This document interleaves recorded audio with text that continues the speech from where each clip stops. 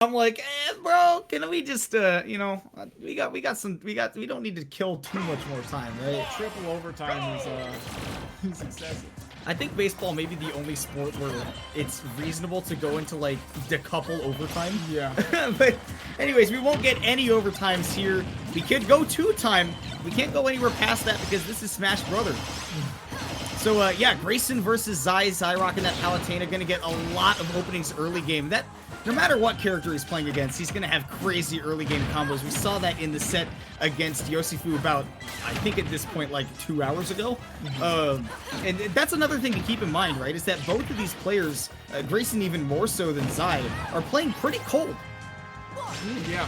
I mean, who knows? I mean, in a Wi-Fi event. Ooh! Oh, jeez. He just two-frame catches the whole thing, is able to spin him right back off stage. But a Wi-Fi event, you know, they can still be playing right now when the games aren't going on. They can stay fresh. Boy, Zai really loves to get those reads with those down smashes, huh? And he's good at setting up for those positions too, right? I'm just amazed how many times he's able to successfully do it. They get up attack right there. He's got the gyro of his own. He tried to catch it again if you saw that with that forwarder. Ooh, trying to fall down with the up air too, something that kind of only works on a big body like Rob, but wasn't quite able to fully connect. Grayson able to escape the pressure. Reflect, staying out for a while there. He stayed up to protect her, man. Reflector protector.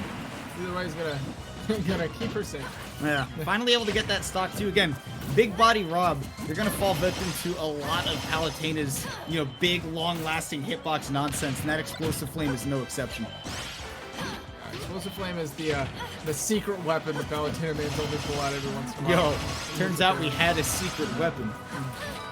Oh, 2 up airs? Looking for a third, but Grayson kind of sees the tempo where that's going to come out, is able to not only get out of the way, but also air dodges just for good measure. But even with that being said, back to even percents and a couple of auto verticals, and Zai suddenly got a lead.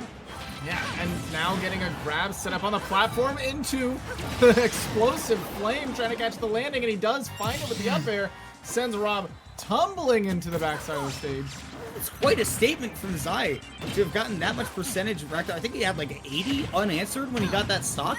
And all of that setting up for those up airs that he's really saying, again, big hitbox versus big character means good for big hitbox. Ooh, great mash. Yeah, phenomenal, but great on Grayson to react to that air dodge away. Still find a down tilt and potentially a setup afterwards. So just smart with it, able to escape any pressure afterwards. And jumping out of the way of that laser too, preemptively. He knows it's something that Grayson loves to get off the ledge and use just to give himself even more space. But with that maneuverability that Palutena offers you, Zai is able to maintain a really nice lead and, importantly, control of the game. With the gyro in his hand, he almost gets a big stock. He's going for some nasty stuff, trying to gyro set up into the down air, trying to bounce it off the stage into a forward air. He's going for all of it, and that move is insane. Grayson just backed out of the way, did a handstand, and took it back to the last stop. I have never seen somebody so confident in a gyro that they have zero control over it. It's like, I think that you will send it this way. Again, getting that full laser reflected, it does so much damage. Yeah. I mean, it Side B? Woo! He went for it, but not quite when you expected, trying to cover the 2-frame on the recovery. I'm just happy that that shout was probably actually in sync with the stream. It's really hard to do that online. Definitely a little bit. Grayson backing up, gets the gyro out there, but it's not his own anymore. Gotta find a way to take it back. Ooh, doesn't quite get the teleport cancel, but not enough, or too much endline for Grayson to find a punish. Ooh, many back airs to keep up this ledge trap. Wanted an up air, but instead got that committal up tilt. Gives Grayson time to get back to center stage and set up his own game plan. Yeah, I'm amazed that Rob fell out of the up air up tilt setup, but he still has signs of life. Even sitting at 150, dash attack barely not gonna do it. Has to avoid the Explosive Flame, his own gyro coming back down against him. Barely gets out of the way of that dash attack, but eventually the barrage of back airs is going to clean it up. And it was so big that Grayson whiffed that gyro right before he got back aired, because if he hits the Palutena, he's able to get himself some really solid stage control, fight her to get back underneath that platform, but because it went over, it was way out of his reach, and there was no way to get around that barrage of back airs. Man, it's just impressive the way that Zai felt like he had more control over Grayson's gyro than Grayson had. Yeah, I mean, having that big reflector that hits on both sides of you is very big for that. And, on top of that, he's throwing out so many aerials that he might as well be catching it most of the time. That's True. just what Palutena does. At worst case scenario, you're throwing out an invincible one half of the time, and it's what happens. You just hit it, and then you're good, right? Mm-hmm. Yeah.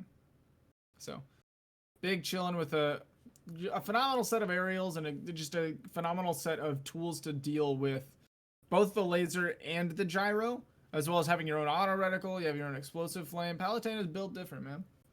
She has all the tools in the matchup.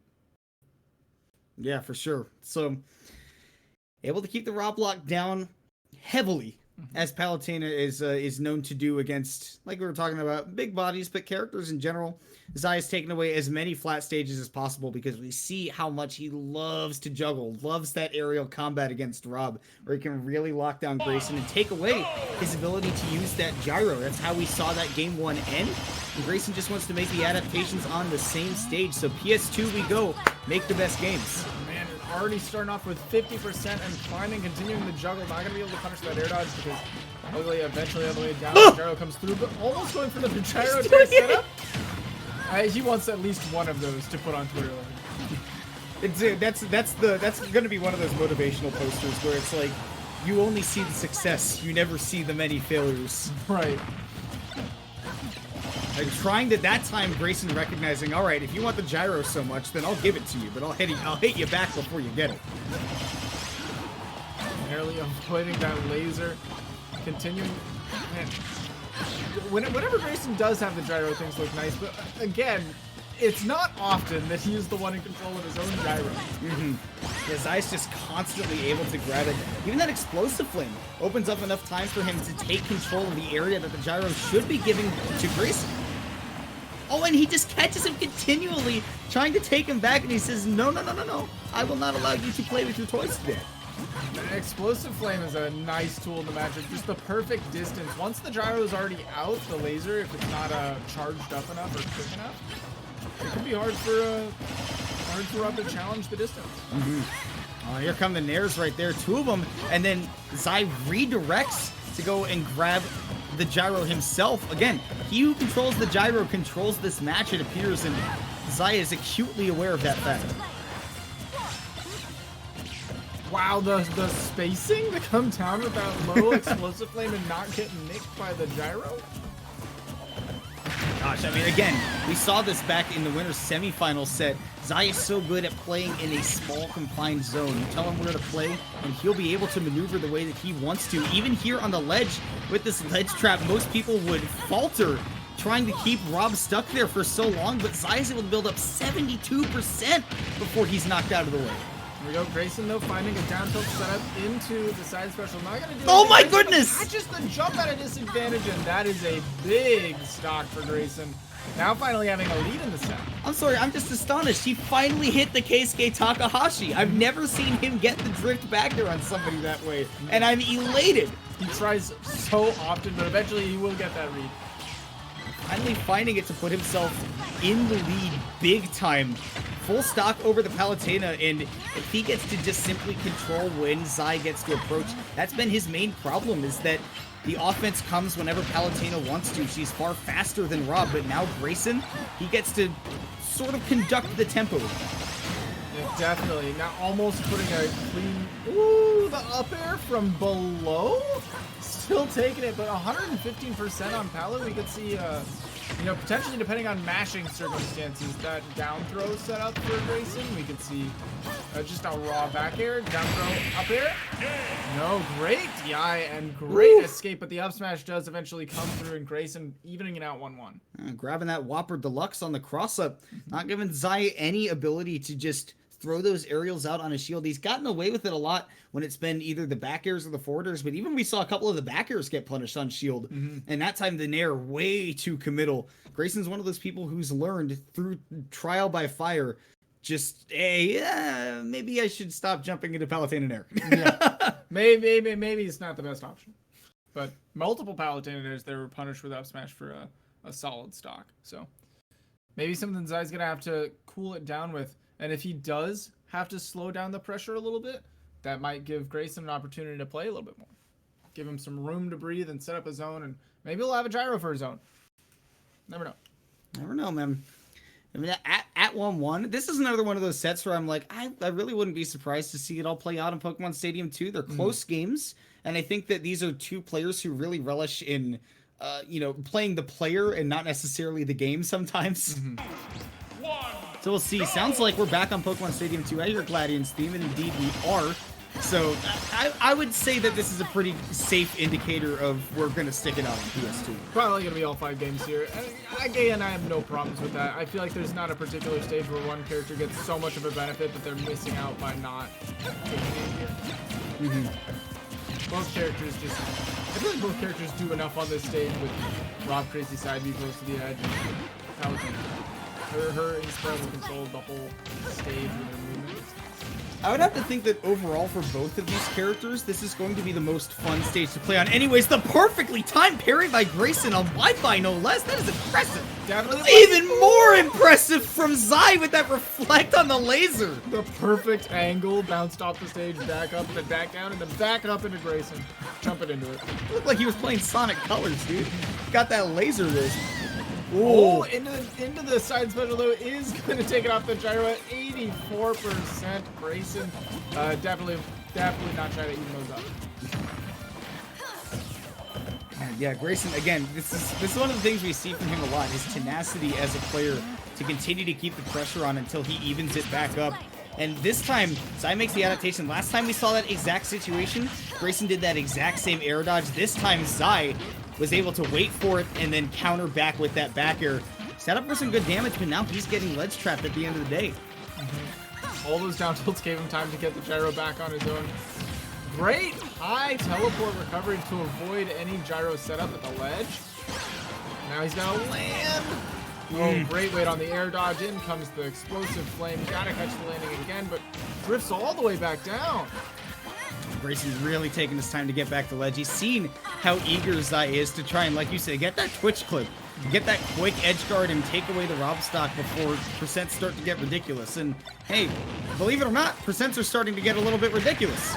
It's in almost 160%, but okay, if we see like a backer catch a jump right here, oh my gosh! Or a deep arm rotor, that could definitely swing things in Grayson's favor. But Zai, keeping it consistent. Drops down to the nair. Eventually is going to get the job done at 100, almost 80%. Dude, Zai's spacing, like the changes to it in particular, have been really good in this game through. That he's realized, okay, I can't land too close to Grayson if this nair ends up on shield because he'll up smash me. And especially on that arm rotor too, how he just drifted away from it. This is what I'm talking about with Zai. You give him a small amount of space to work with and he says, yep, that's enough. Ooh, fading in with that nair, not safe. Ooh, jumping just over. Trying to read an escape option and go for a double there. I see him bonk away that gyro. Hey, I have a trample hitbox. How about that? Grayson going really, really high to come back down with that nair. And he's putting in a lot of work to even up this stock count. Man, that was a 2 for flinching nair as well. He saw that the nair got stuffed out by Zai earlier. He's like, all right, I'll just do it again. Wow, he just waited for the gyro to disappear and didn't even clip his hands. Twice with that backer. Rob's backer, kind of like Corrin's backer that we've seen a lot. Just one of those ones that is very powerful, self-spaces. Such a good tool for him, especially in the context of his kit. Speaking of the context of the kit, my goodness, Zai knows how to take advantage of that explosive flame, barely whiffing. Now being taken down to that last stock, but boy, he's got to lead the play with.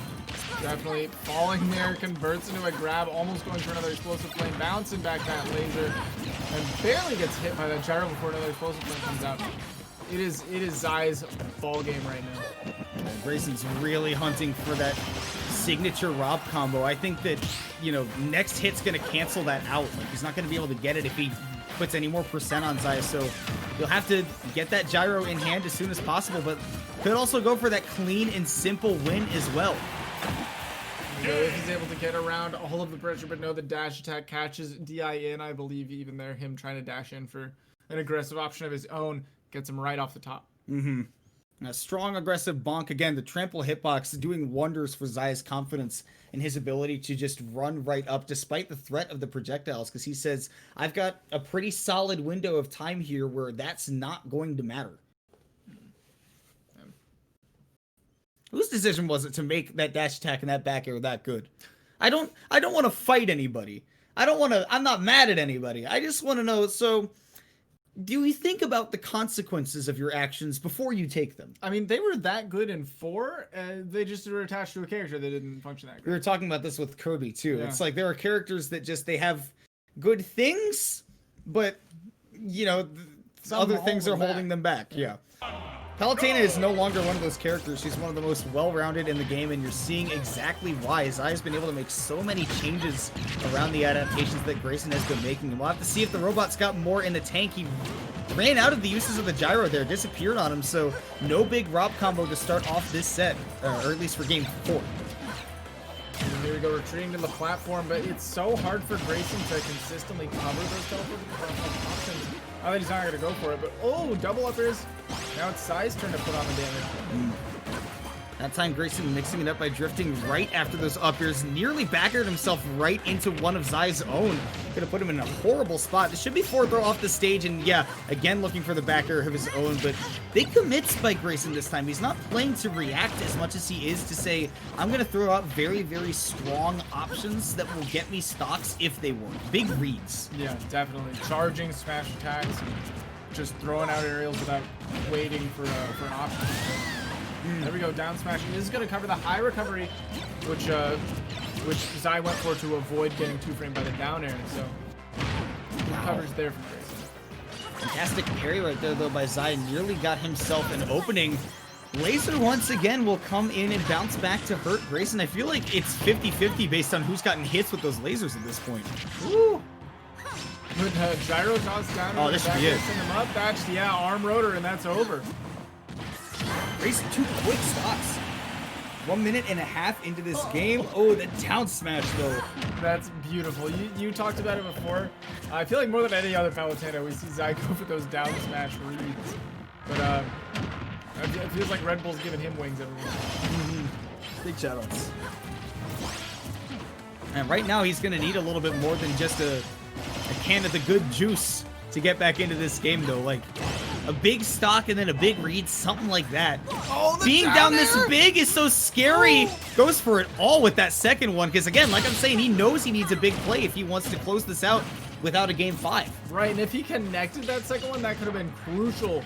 Definitely some momentum swinger going into the last stock, but Grayson now still has both of them, still sitting sub 50 until that hit right there. Just, again, all those backers trying to cover specifically the jump out of the corner. He's limiting Grayson's options to just the projectiles and maybe the down tilt to try and get away. Otherwise, he's going to have to deal with that back air and being off stage again. It was wild. Palutena counter. Oh, wow. My goodness. Great setup again. Same way he got the second stock, or set up for the second stock before he went for this 2-frame. Going for the gyro toss down, bounces the opponent into that back air. But it's crazy how in most matchups, Palutena's counter is just awful. Not yeah. You would consider pressing, but in this matchup, it's just phenomenal. I mean, Rob's projectiles are used so far away that you can use that counter pretty safely.